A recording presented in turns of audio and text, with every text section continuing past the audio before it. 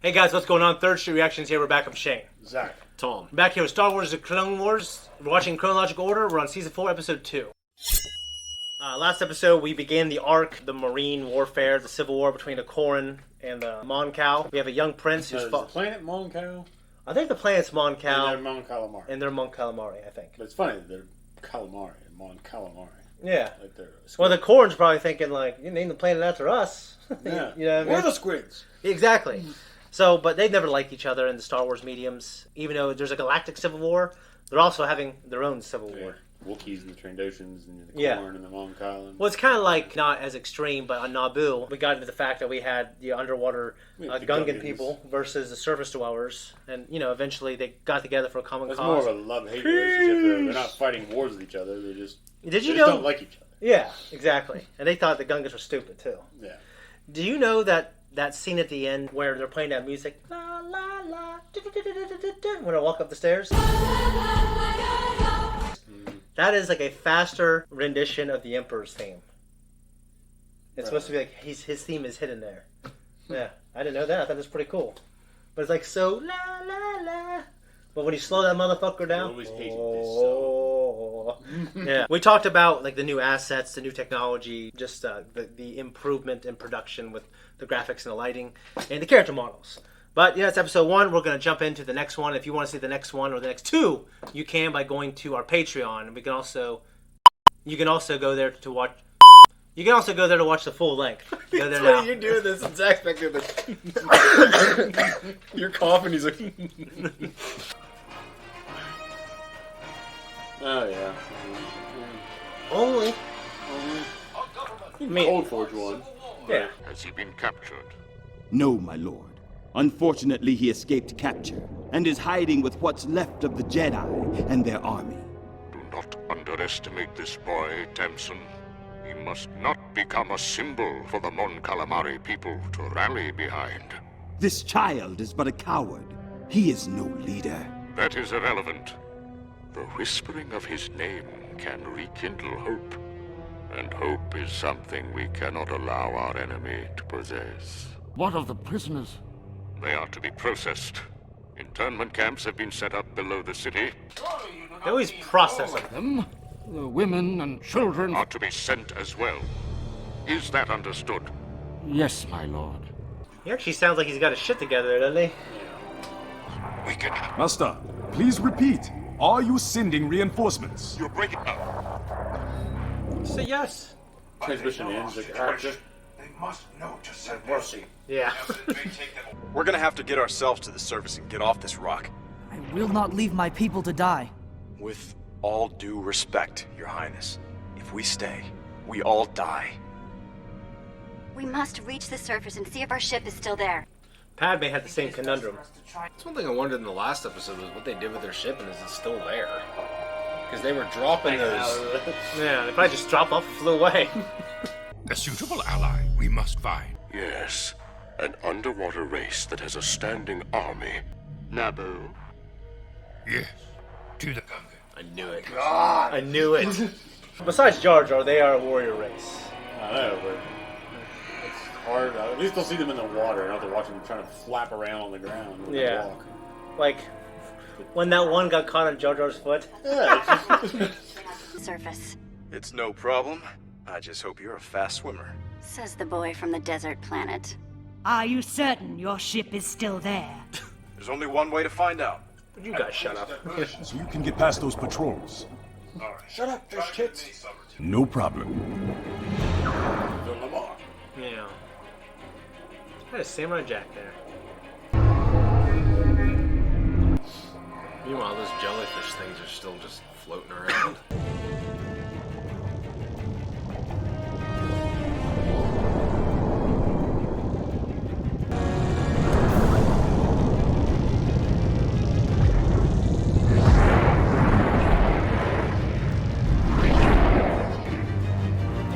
Ahsoka, you're up first. Take the Prince and Senator Tills. Got it.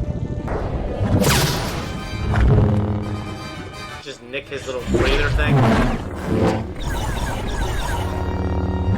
What smile he gets on his face. Yeah. Let them get within sight of their ship. I want them to watch their hope sink to the bottom of the sea. Kind of like Jamaican-ish. Spin the trap.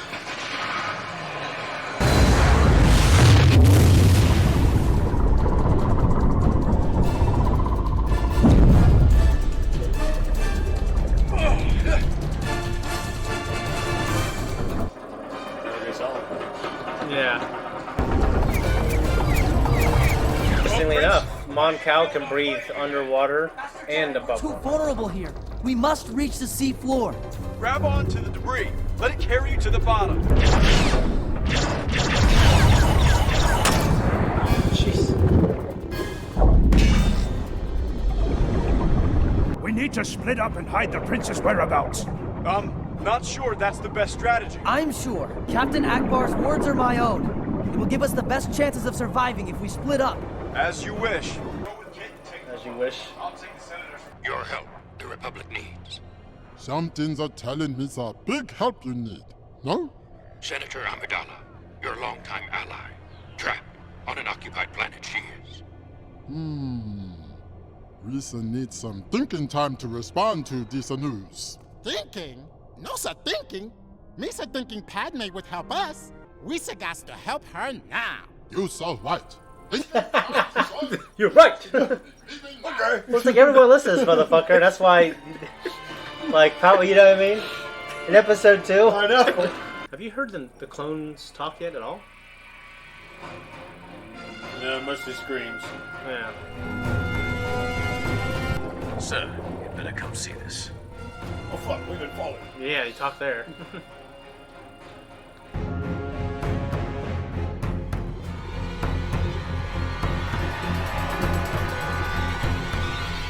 So many prisoners.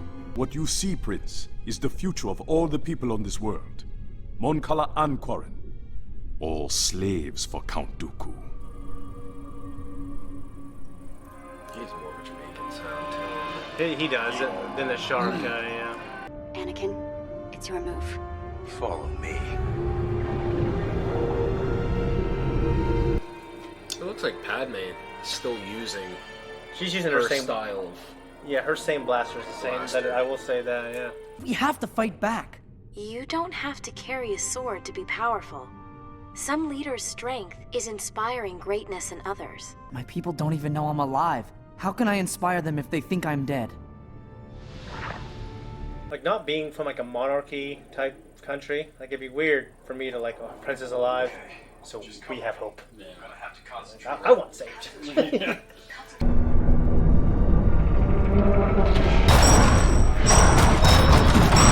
So Anakin takes this fucker down.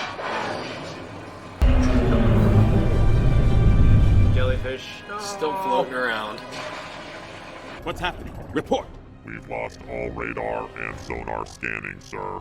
Re-establish the connections. We cannot, sir. Why not? The building that housed the radar is gone. We're blind. Prepare for an attack. But there was nothing on the scope prior to the attack. That is precisely why we must assume an attack is imminent. Guards, to me! You're not wrong. Well, it'd be even harder to say, the prince is alive, we still have hope, if he's a young, naive, inexperienced prince. Yeah.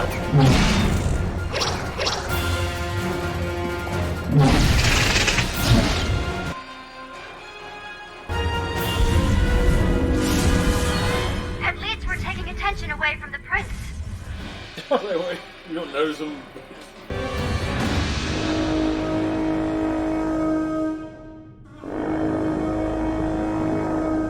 Prince, he's alive!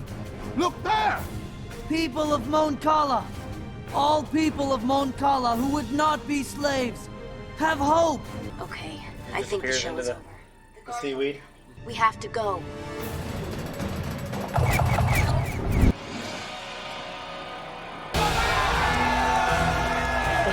They're so high up. Yeah. The impact of the water just killed them. They just floated down. A whole army of dead Gungans.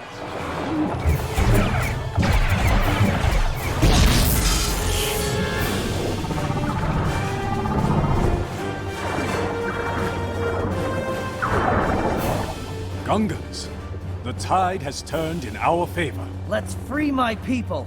Attack!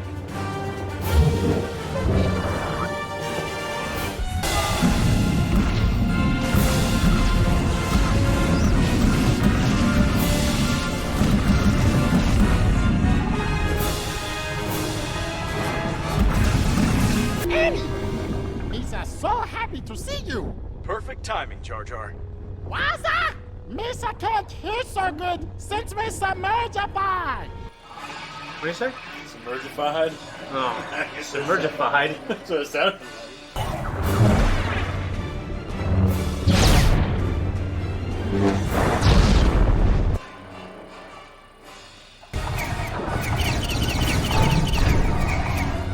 I noticed in these 2 episodes, like we see like shots of Miss more, which is kind of good, I guess. The prisoners.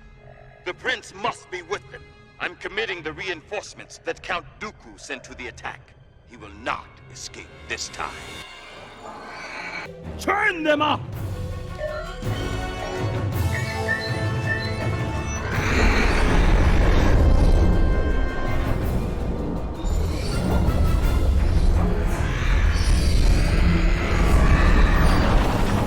It's pretty cool looking. And we've seen things like that before.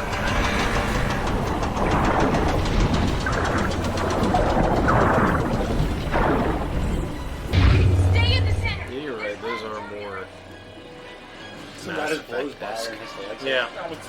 I know, right?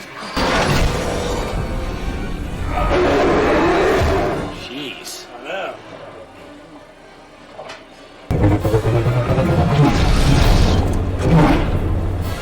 Sound effect.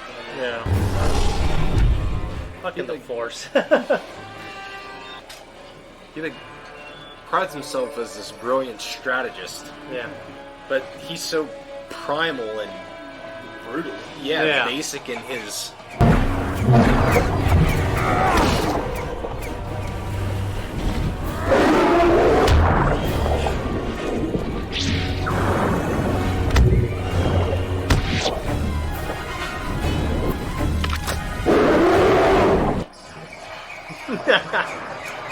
I thought it was a cool idea of creating like a whirl, like a torrent.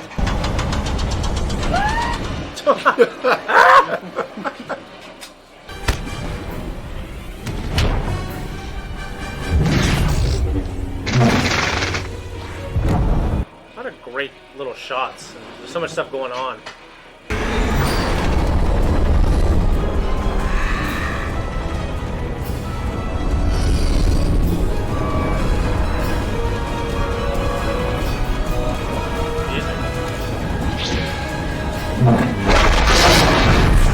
That was cool. Huh?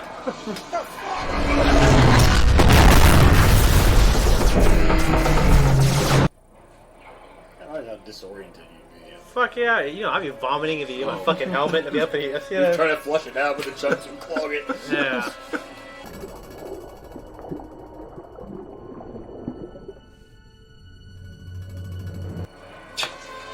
I thought they were dancing for a second.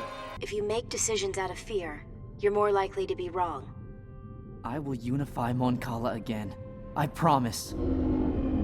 We have to go. Yeah, you said that little speech a little prematurely. Yeah. You guys won't be slaves forever. They're slaves. Yeah. Just a couple of days, guys. All right. What do you guys think of part 2? What do you think, Tom? I like that end part there. But the prince, Shane, you talked about this a little bit in the last episode. It's like this coming of age of this young man trying to prove himself. But I kind of like how Ahsoka, it's almost like she's guiding him because brings him down to earth. Because she's in that similar situation herself in the Jedi Order, trying to come of age and earn her keep and reach her potential. Yeah. So I just thought that end scene was kind of cool. Yeah. Oh, what about you? I liked it. You got a lot of back and forth. You have the moment where the Gungans come in to reinforce them. You have to go turn the tide, and then all of a sudden it's a flop. Yeah, they have not. They flopped. The tide was not turned. They flopped this one out. So it wasn't turned on Naboo either. Like Anakin accidentally blew up the the ship that was controlling the droids. Mm-hmm. I don't want to say anything. I really look forward to you guys seeing the next couple episodes, but they're not going to just bring the Gungans in here to lose and go home. Well, I can't imagine. Yeah. All right. Imagine some worthy of hijinks. Some worthy of that. Yeah. Hijinks will ensue. Yeah. And Jar Jar will probably trip on something or say something stupid in the next episode. And then it'll just change the outcome of the battle. And that or it'll just happen. It's going to happen regardless. Okay. He will say or do something stupid. Well, I'm not going to disagree with that. No. Convincing his brethren to go to war. It's like, no, we got to go now. Oh, yeah, you're right. Yeah, you're right. Everyone's like, yeah. Right after you say, we're going to need some time to think about it. Yeah.